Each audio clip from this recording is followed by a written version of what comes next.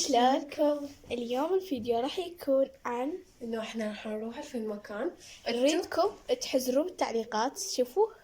شوفوا هاي المكان من نروح نلبس ملابس ثخينة. اول شيء هو لونه ابيض وبارد، ولازم من نروح نلبس ملابس ثخينة لأن يعني كلش باردة. أي. فانتوا حزروا بالتعليقات هسه. هسه وقفوا الفيديو وحزروا بالتعليقات حتى لانه راح اشوفكم المكان بالنهاية.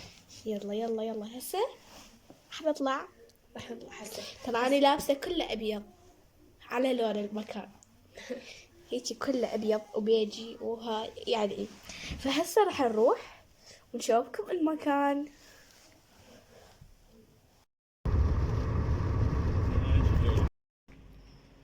اوكي جايز، هسه بعد تقريبا صارنا قريب الساعة جاي نمشي، بس بعدنا ما واصلين، يعني تقريبا 40 دقيقة او هيك. اكيد حذرتوه. شوفوا حتى حذائي ابيض كل شي يعني. انا مو ابيض كل شيء، لابسة بنطلون وهاي هاني شوفوا هاي جوزية. شنو هذا؟ طبعا شمس نغير المكان. اي تقريبا بقاتنا بعد تقريبا ربع ساعة نوصل. يعني الطريق يمكن بعد ساعة علينا. شوفوا احنا زاد الشفوف لين لانه يعني بالسيارة حارة وهاي، فقلنا يعني من نوصل للمكان اللي انتوا راح تحزروا نلبسها. اي يعني مو كلش بارد الطريق فيس. وهسه راح نكمل الطريق. شوفي هاي، شوفوا الثلج. حزرتوا؟